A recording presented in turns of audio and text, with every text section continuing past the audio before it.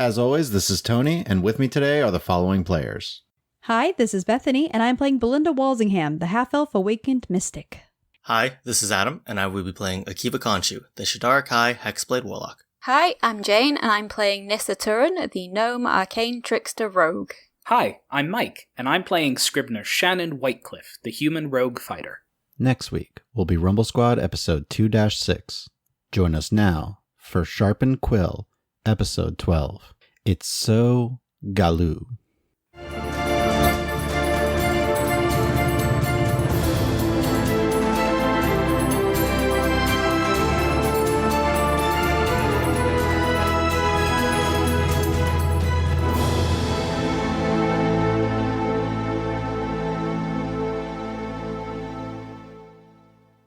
Last time, the party completed the fourth and final trial in the Temple of the Prime, before meeting a spellweaver named Viendred.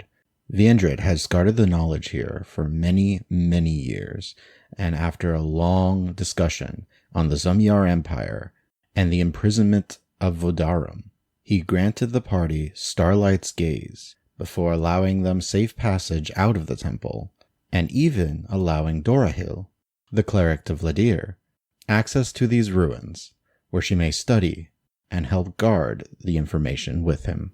We just finished talking to a spellweaver about the nature of reality. So, lunch?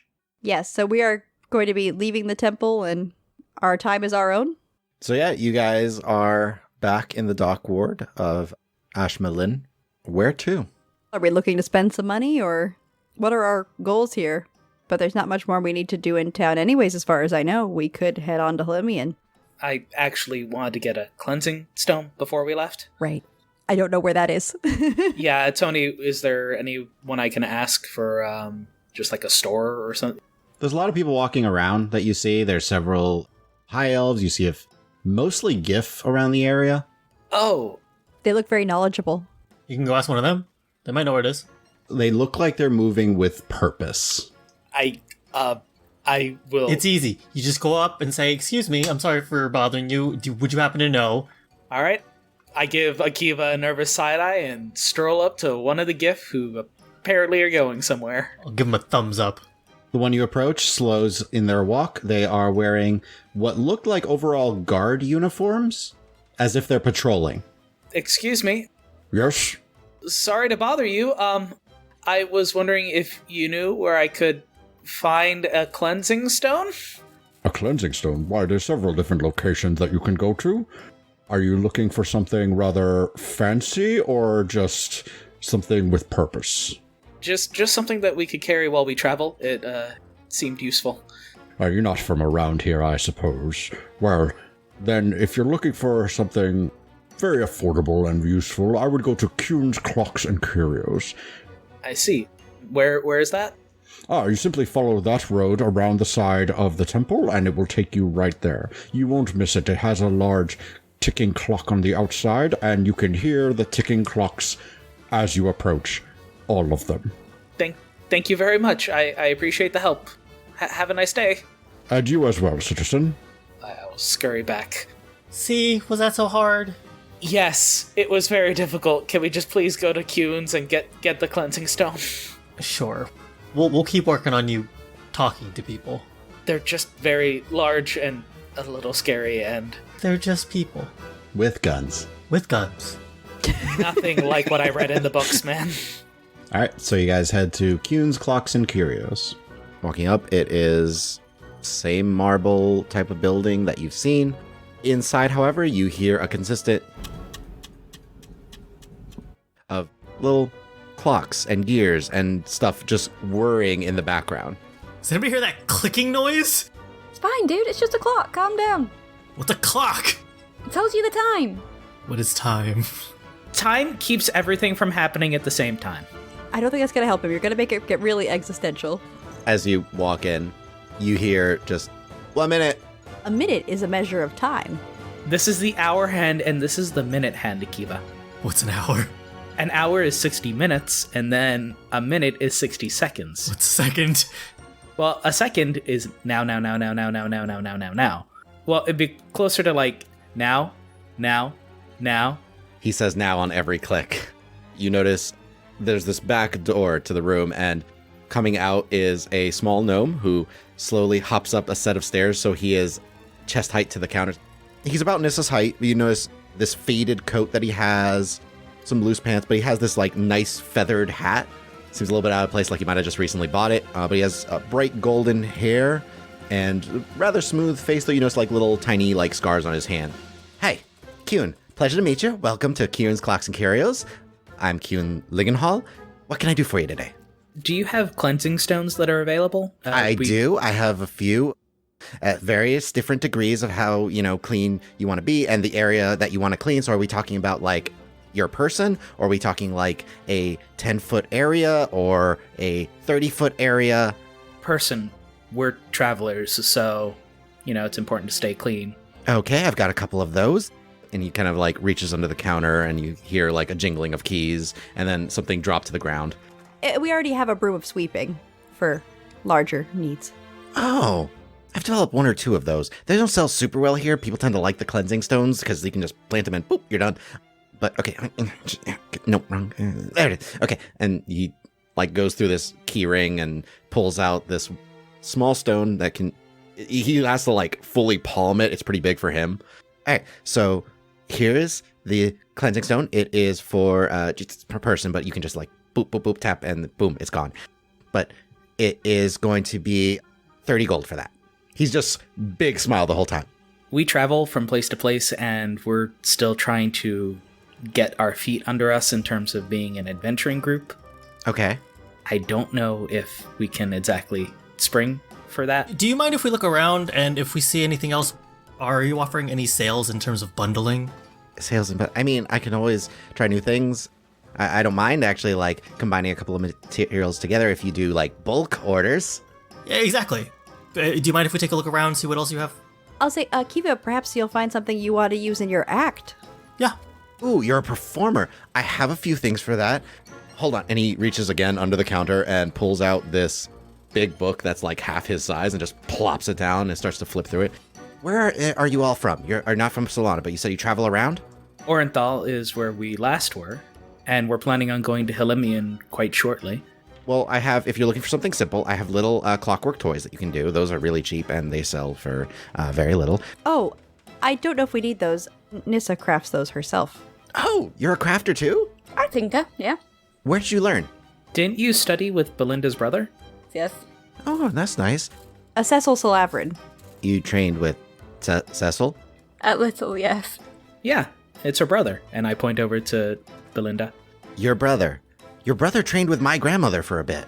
Oh, really? Yeah, Levity Lingenhall. Yeah, she's one of the main artificers for Solana. Can I roll a history check on that? Yes, you can all roll a history check. 8. 15. 3. 18. Belinda and Nissa, you know Levity Lingenhall is one of the head defensive inventors in Solana. She has developed powerful stone guardians and special turrets that actually can fire and reload themselves and fire various different types, as well as done experimentation on traversal to other planes. You know of his grandmother. I know he's traveled quite a bit and studied with many people to, acquire a series of different skills, things that are interesting. Yeah, she always said he was a really smart guy. Yeah, he really is. He always requires new things to keep him interested.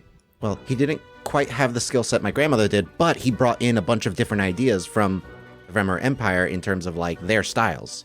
Yeah, he's a real interdisciplinarian when his approach to crafting. Where's he at now? He's currently in the Thesson Kingdom with the dwarves. Oh, they've got some pretty good mechanics out there. Yeah. I mean, if you would like me to pass on some sort of message to him, I could. Oh, tell him Levity says hi and that she would love for him to come visit again. Okay, yeah. Where is she right now? She's currently in Helimian. Oh, okay, wow. Well, that's great. She travels between there and Aliabel, being, Aliabel being the big research and trade center that it is, but right now I think she's in Helimian. Yeah, we might look her up. Actually, is there a specific research center in Helimian that she goes to? Oh, yeah, she's told me about a few of them. I just, Helimian, and then also to, the one that she goes to a lot. She really likes is called Halimian's Requiem. Now, I know the name is so pretentious, but they're really good and they have a ton of information there. I don't judge pretension while we're here in Solana. That's fair. We're actually looking for some information on things of like historical significance. Is there a specific researcher maybe that you would know that she's mentioned? Historical. Yeah, someone trustworthy. Okay. Well, there's the guy with the ponytail. No, he deals with the tech. And then there's... Oh, you're thinking of the redhead. Yeah, he'll definitely work. Ayward. Ayward is the one you want to go to. He deals with historical stuff all the time. Well, it's not really important to me that he's a redhead, but I appreciate the background since we've never met, so I guess we might look him up. That'd be good. Ayward is really useful. He goes into a lot of historical things. Also likes, for some reason he goes into like deity stuff. He gets to just like talk about the history of the deities, where they came about. He likes to go into that kind of stuff, but also just general history. He likes studying a lot of it. I'm just nodding along. Mm-hmm. That's great and all, but in terms of actually getting this cleansing stone... Right, cleansing stone. Well, if your friend is looking for stuff to help with his performances... You wouldn't happen to have anything that produces music, would you? I have several music boxes at my disposal. Yeah, let me see them. He will point to one of the counters that's near you and just say, we have several there with different types of performances, depending on what you are. There's some a little bit more happy, some a little bit more somber, some that are just like little lullabies. So take your pick there. Question, what are your best sellers? We get a few of the clocks, because Keen's clocks, but one that's been really popular recently is actually not so much on the mechanical side. It's been more on the fabric side, which there's these two fabrics that we imbue with magic. One actually has various clothing in it, and you just like command it and it produces the clothing that you desire to look at. And then there's another that creates illusory effects. Is it like my cloak? And I'll do a demonstration, do a quick style change. Ooh, actually, yes, it's very similar to the material of your cloak. Can I? And he just kind of like gestures like he wants to like feel the material. Sure, no problem. Oh, okay, yeah. This seems like it's made of shift weave. It actually changes the outfit. Now, yours is a little bit of a simpler design, but it lets you do whatever you want because it actually attunes to you. Shift weave, the way that has been a bit popular around here lately, is it has a set amount of outfits embedded in the material, magically. Is there a catalog of what these outfits are like? There's a whole series, and he will like, that's why he starts to flip through the book. Sort of look over at Akiva and give a little shrug. If you're looking at that, there's also Glamour Weave, which creates illusory patterns on the actual material. This one is for people who like butterflies. Makes it look like you're surrounded in butterflies. But this one has little like flames. It's a gown that has flames towards the tail end and makes it look like you're leaving a trail of fire. But if you're looking for Shift Weave, and he has several outfits that you will see a list of potential costumes on, which you can pick what you would like those costumes to be, but you can have 5. How much for the shift weave? Well, for the shift weave, we're treating those as 60 gold per full set of 5 outfits. But if you want to combine that with the cleansing stone, and as sister to Cecil and trainee of Cecil, we drop the entirety with the shift weave and the cleansing stone. I'll say, oh, well, that's really compelling. Aside from the fabrics, the clocks, the cleansing stones, is there anything else that you would say is a specialty item? Well, I'm not sure if you are all fans of, or any of you do calligraphy or anything like that, but I have this special quill. You have my attention. It's called a Scribes Quill. And what it does is, you do have to, focus and actually bind to you. But once you are bound to it, it can just write things wherever you want. And it can be either visible or invisible, depending on your choice. Oh, what does that usually run? That one is normally 40 gold. We might need a few moments just to, peruse the catalog and, see if... Of course. And he just turns the book and, kind of slides it slightly to the counter so you can, all hold it so you can all see it. So... he does have wands of light, cleansing stones. He's got little mechanical toys, clocks, and music boxes. You do notice he also has an apparatus of Quellish, which is a thing that can go underwater, and it's a sealed containment, but it only holds 2 passengers. If you comment on it, he'll just go no one seems to want to buy it. It seems very niche. Yes, that's why I only have 1. Well, I hope you get to sell it someday. Me too. Oh, last thing, he does have wands of magic detection. How much are those, Tony? 120 gold. So the shift weave looks like it could really come in handy wherever this journey takes us, being able to be dressed appropriately. And that scribe's pen seems really useful given all the reports that we have to write and all the research. And I mean, being able to turn things invisible. There's also a cool factor. Yes, that was also a factor that I was thinking about. Yeah, I could see that could be something worth getting. And I know we already talked about the cleansing stone. I don't know that we need one for each of us. I think one should be fine. We can share a cleansing stone. The wand of magic detection could really come in handy. Yeah, it's a lot, but Yeah. How many charges would it have? It should recharge daily. Oh, okay. Mechanics perspective. Wand of magic detection has 3 charges. They use 1 charge to cast detect magic spell from it. It regains 1d3 charges daily at dawn. Oh, okay. Cool. No attunement required. Oh, I'm sorry. I did forget. There is one more thing that he has. They're called feather tokens. They let you cast Featherfall on yourself once, and then it breaks. I got my Airstep Shroud, so... How much are those, Tony?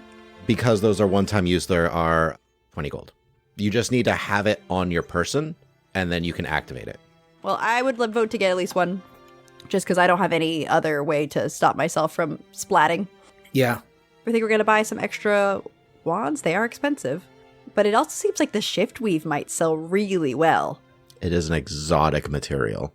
And it's cheaper. We could get more shift weave for... I think it looks like we want to buy a shift weave for each of us. And then we could buy 2 extra sets. Sure, and see how they do. Yeah.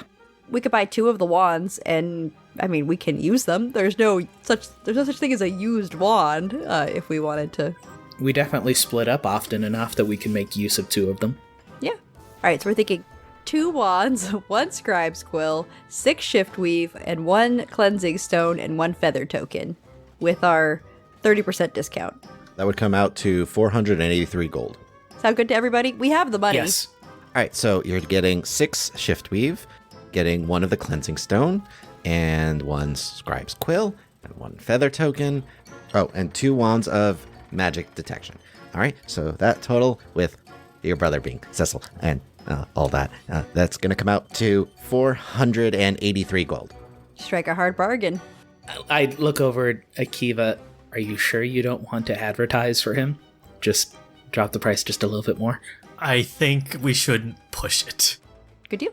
All right, and he will take the 483 gold, and he will hand over the various shift weave outfits with the outfits design that you liked in the catalog he showed you.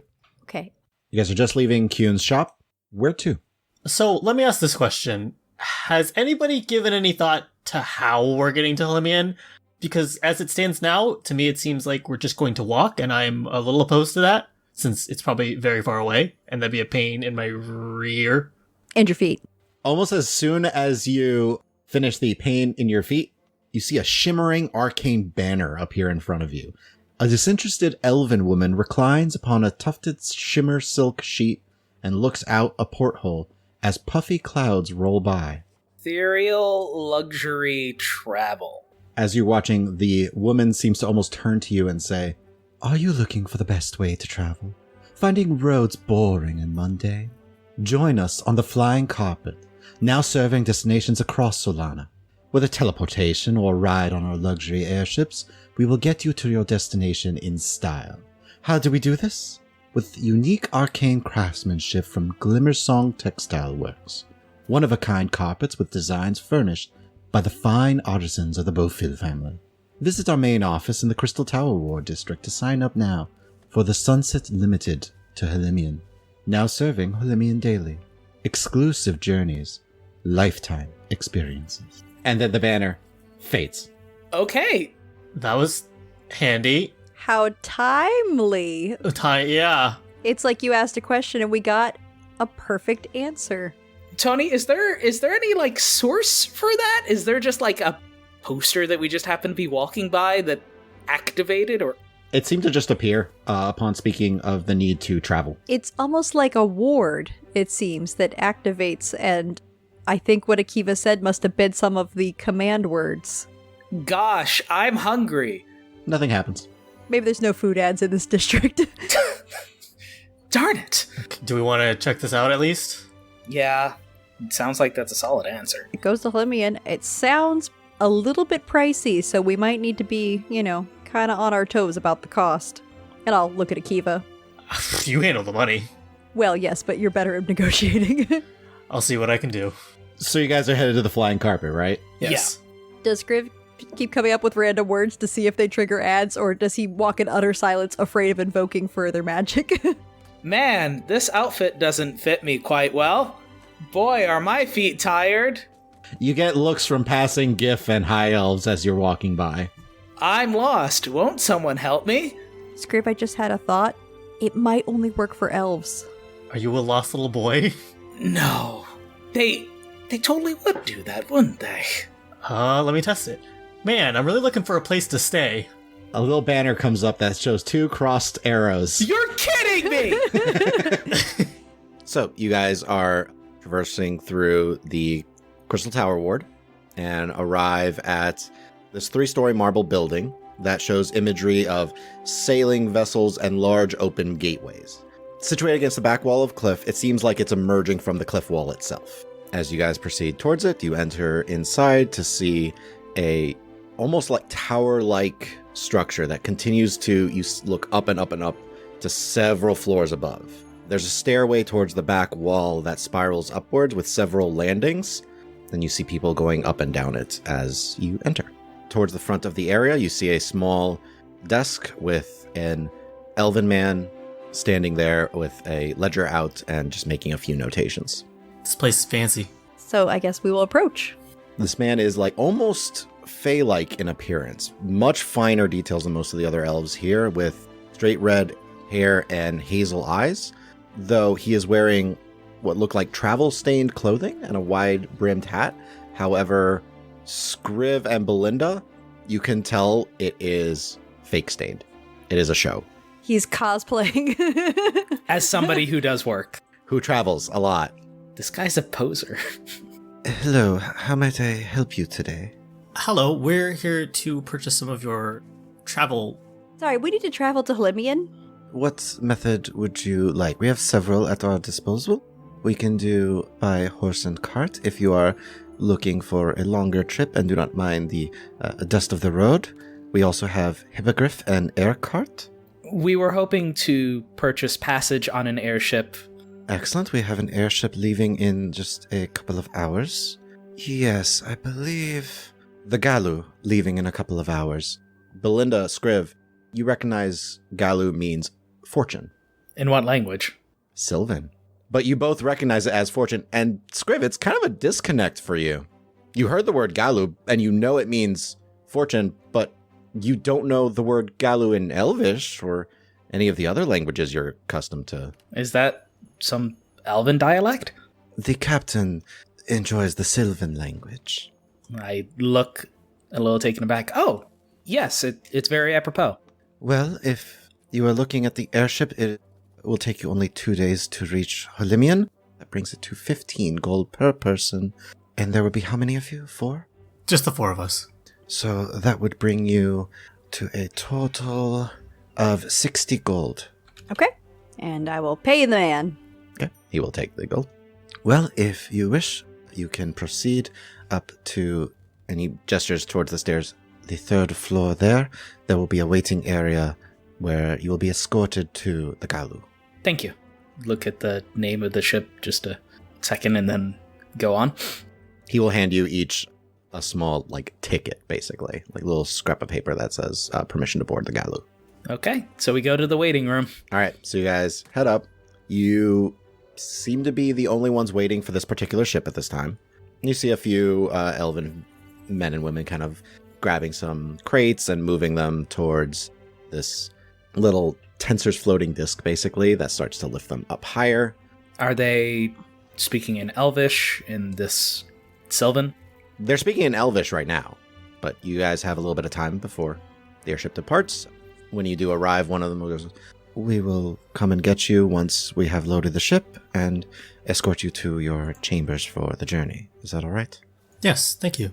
Well, it should not be long before we allow you to board the ship. Thank you very much. While we're waiting, Belinda? So, Galu, what language is it? Sylvan. Sylvan. Sylvan, yeah. It is a Sylvan word. Yes. It is a Sylvan word that means fortune. Yes. And you know Sylvan. Yeah, it's one of the languages I studied. Okay. What are you getting at, buddy? You're acting really strange right now. Could you just say a couple of sentences in Sylvan for me? Like, just anything. Sure. I'll say in Sylvan, you're behaving very strangely. I would like to respond. Tony, may I? You start to try to respond in Sylvan. I think it's because I can do this now. So Nissa and Kiva, Scribes just starts speaking a language that sounds similar to what Belinda just did. Does it translate exactly? Yep, you understand it. Oh, I didn't realize. Sorry, did you not study Sylvan? In common. No. No what? Sorry, switch back to common. You have not studied Sylvan, and you suddenly know Sylvan? Is that what you're saying is happening? Yes, I think. What? What? I don't know. Not even a little bit? Like in your research or something? I mean, maybe a couple of words. Tony, can I look over the books, documentation, anything? Wasn't there some Sylvan writing on the Hunter of the Dusk Fae? When you focus on the name, you understand it. Okay. Yeah. Well, is this just some sort of byproduct of working with the magical artifact or something? Now that you're attuned to it? Maybe. I guess buys, gifts also let me learn Sylvan? I feel like she would have told you about that, though. Have we considered the possibility maybe it's something innate to you, and it's just now manifesting? An innate language? I mean, we're not entirely sure if Scriv is human. All right. We've got time to kill. Let's just go through a couple of basic introductory sentences in the languages we know. Okay. Well, I mean, you know Common. Do you speak Dwarvish? Yes. Elvish, obviously. Sylvan. Celestial? Do I understand it? Nope. No. That's Celestial. Not Celestial. Akiva, what languages do you know? I already know you speak Elvish and Halfling. Yeah. Then Darakul, do you understand this? Yep. Yes, I understand this language. Hold on, what's that? Darakul. The language of the intelligent undead? Yeah. Okay. I doubt you would have learned this here. Or from Bai's gift, so that's another thing. You're not like 200 years old or something, right? You weren't alive during the Cataclysm, right? No. He doesn't know. Whoa! I definitely know I wasn't alive then. Don't you start bringing up this entire alternative memory thing. That's your bag. Well, now I'm learning about the concept of time. Okay, alright. So, Darkul, Sylvan, do you have any other languages that... That's all I know. And it's weird that you would get the other one. Nissa? Do you know Gnomish? No, don't know that one. Okay, so Darkul and Sylvan. I don't know Celestial. When did it start? When was the last time we even heard Sylvan? If it had been Celestial, then we would have had, like, a benchmark because we saw Celestial in the Temple of the Prime. Yeah, it would be when your sword. We encountered some Darakul in the Abyss when we were there. But I didn't know it then. Okay. So it's post-Abyss. I don't know if that's a good thing or a bad thing. And you didn't understand the translation of your sword. Until now, which Bai wasn't lying when she said what it was. Well, that's good. And other than the Temple of the Prime, we haven't really encountered much since the Abyss. Maybe touching the Adar symbols in the Temple of the Prime zapped knowledge into my brain? I don't know. It's possible. That would have given you the Darakul language, though. No. Okay. DM, can we do any checks to see if we have heard of people suddenly manifesting language skills? Not someone just manifesting. Usually, I would say even like the best you would tell is like there was a modify memory spells, but even then. I don't want to contemplate that. Okay. Darkul and Sylvan. I don't know if we're going to be able to pinpoint this. I'm curious if there are other languages, because there are lots of languages we don't know. I'll keep an ear out. It's not a bad thing. No, I can definitely use it for the cipher. Right! The cipher! I didn't get a chance. I'll shuffle a couple of papers in the bag of the bookworm and pull out the report. It is completely encoded. I tried using one of the ciphers that my dad taught me, and none of them seemed really secure, so I made my own. What do we call it? Oh, I don't know, Sharpened Quill at this point. I don't think it needs a name right now. Scrib cipher. All ciphers need a name. It's kind of like, why else you making a cipher if not to give it a cool name? Can I look at it for a second to make an intelligence check? Make an intelligence check. The Scrib is like, well, back to the drawing board. So what's the total? 18. You feel like you're almost there, Akiva. Like you can almost figure it out, but you kind of realize you were doing it all wrong. Like every once in a while, he gets a word, like a couple of words right, but then it means something completely different. Okay, it needs work, apparently. Whoa! I mean, if you're able to look at it and piece it together, then... Well, to be fair, we are using some words that would be something somebody could guess, like empire, the location of where we are. There's some of the words themselves that are a bit of a giveaway. We could try to not use those words anymore. That's true. I'll have to think of a good name for the cipher, though. You could call it the Scrivener's Code. Ooh, that sounds like a Dan Brown book. The Scrivener's Code. I'll think of a name for it later, but for now, I figured this is one of the better ways we can secure our communications. Yeah, that sounds reasonable to me. I think you've done good work. Beam a little bit. So, after a little while, you guys are asked to follow one of the elves to the ship, where you all get on the tensor's floating disk and slowly rise upwards. It takes a few minutes to ascend to another level, and as you get off, you see a tunnel that extends even higher up. That's very tall. Yeah, it goes up high. Does it need to, though? Yes, because as you get to the top, you realize you are at the top of the cliff that the city itself is embedded in. Going up, you see what looks like, for the most part, a regular sailing ship. However, instead of the sails being up in mass towards the top, they extend out the sides.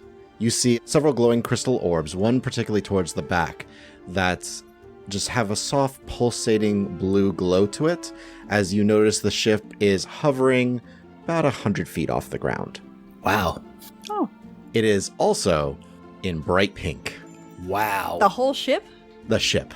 Small streaks of green and gold, like coins and gems, like that looks like scattered across the side that reflect the light of the sun. But it is very noticeable and very bright. It's so... Galu. Galu. Galu is emblazoned across the prow. As you guys are approaching, you see another of those Tensor's floating discs that is situated almost directly beneath the ship itself. You are escorted to that and are float upwards about 150 feet. Yeah, question, do we get any safety recommendations? Do they, like, keep your arms and legs inside the disc? Like, is there any direction? Or they just are like, yep, get on the disc, up you go?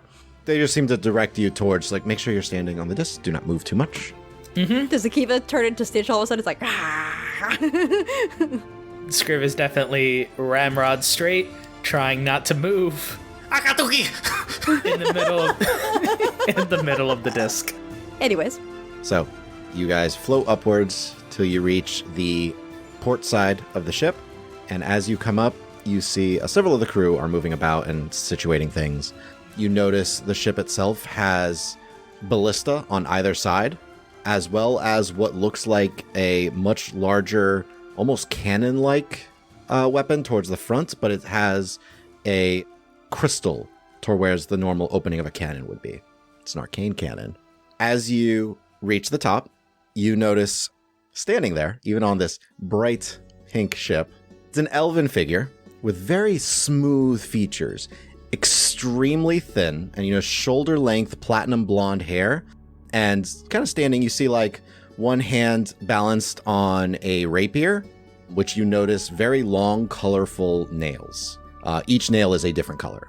Their clothes themselves seem to almost shine like the side of the ship with the jewels in the sun. And there's a brief moment, it looks like the clothing is made of jeweled feathers, and yet is also silk at the same time. As you get to this point, this elven figure just looks at you and goes, "Hi, welcome to my airship. I'm Captain Farun Gaun. Please step aboard. Thank you. Thank you. Your quarters are ready for you, but please, where do you come from? I'll escort you there myself. Just make sure to get their bags. Yes. So, where are you all from? And you're heading to Helimian with me? We're from the Rimmer Empire, actually.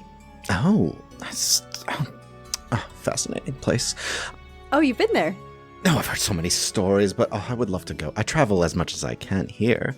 And he starts to proceed towards the stern of the ship, where there is a door that, is currently open, and there's some stairs that descend downward. Yeah, so you seem to be the best dressed person we've encountered here so far, and that's saying something. Well, I mean, you need to make sure you look good. And I know I am. And he starts to proceed down the stairs. Definitely need to take fashion notes as I look down at my breastplate and my kind of raggedy pants. Oh, honey, I can easily fix you all up if you need. I have some beautiful tips for you that will really work with your hairstyle. I love it, by the way, shaved on this. Oh, beautiful. I'll look at myself, and then I'll look at him, and I'll look at myself, and then look at him. Do I need more color? I'm only wearing black. I mean, the mask is a beautiful design. I love it. Who made it? My people? A friend. Well, you don't have to tell me. And he'll just kind of proceed down the stairs. Does he flounce away from us? Yep. We continue to follow. Well, tell me all about Rimmer Empire. Where are you from in it? And I'm from Morinthal, the big city. Nissa too. oh, capital. Always heard great things about it. It's very different from here. We don't have any airships. We more have, streets. Carts. Oh, I grew up that way. Same. I'll lean back to Nissa. Seriously, this is more colors than I've ever seen in my entire life.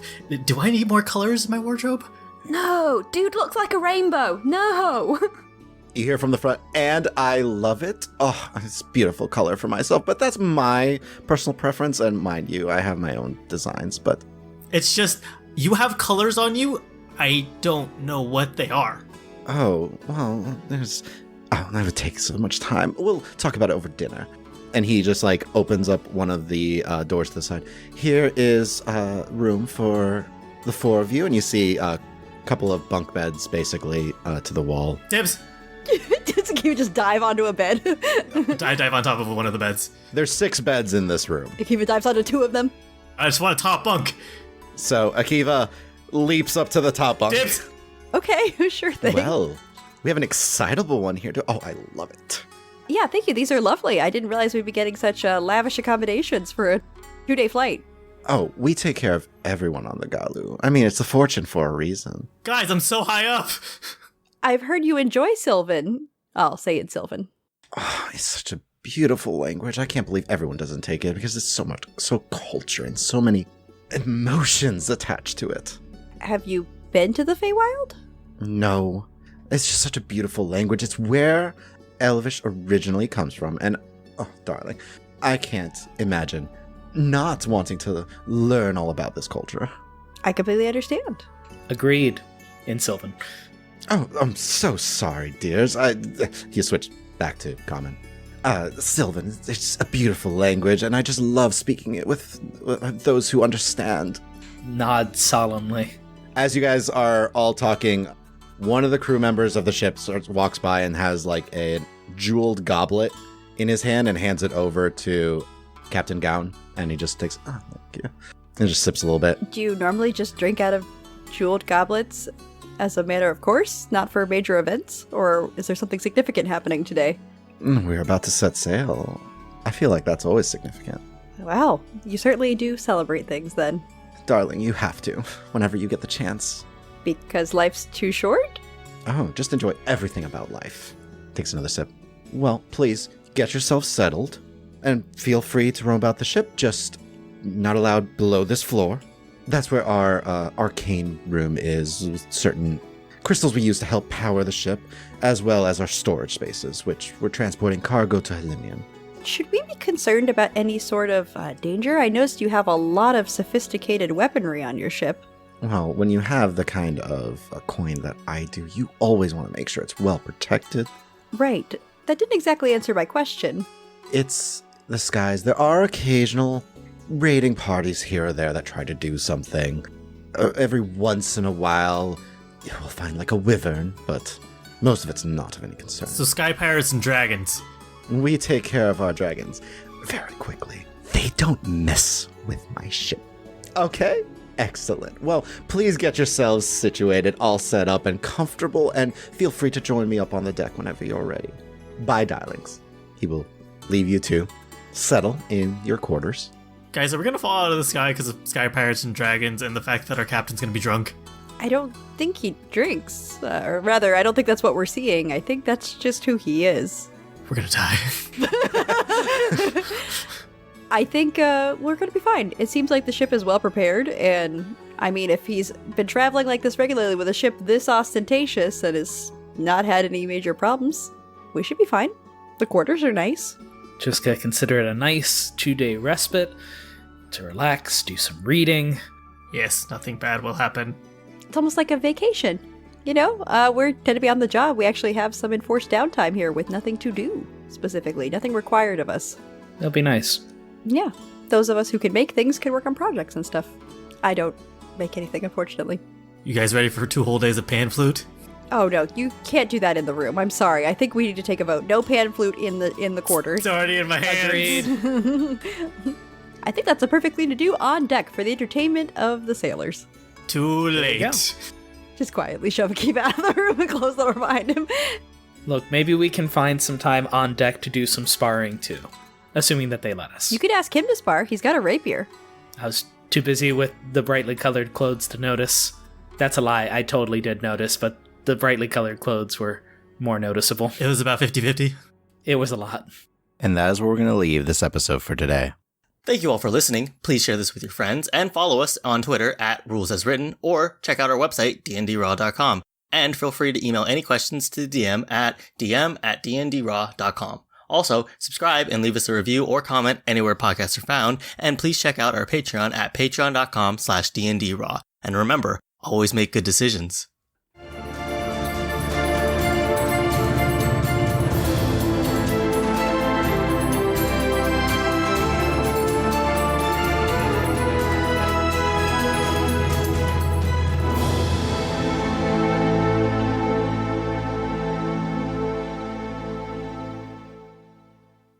If you enjoy the adventures of our characters in Ostia and our show about the rules for 5th edition, support us on Patreon. For just $1 a month, you will get exclusive content and updates. If you're interested in a look behind the curtain of how we keep track of all of our quests, we are going to be releasing our players' to-do list document for each session to all patrons going forward. This includes our plans for which characters need to have a heart-to-heart, what letters are they writing to family at home, and which NPCs can't be trusted. Beyond that, higher tiers get DM's notes, bloopers from our episodes, and to add an item or NPC to a D&D Raw episode. So we want to give a special shout out to our Adventure tier and above patrons. So thank you Waldron, Carol Morris, William McCracken, Ryan Rhea Vermette, Mike C., Naked and Afraid, Feral Joe, Jeremy Kleinons, and a Linux fan. We are especially grateful to our producer tier patrons who listen to our audio before anyone else to give feedback and shape the final episode. We want to give a special thanks to Christopher Reinhardt for serving as a producer on this episode. Support us on Patreon at patreon.com/dndraw.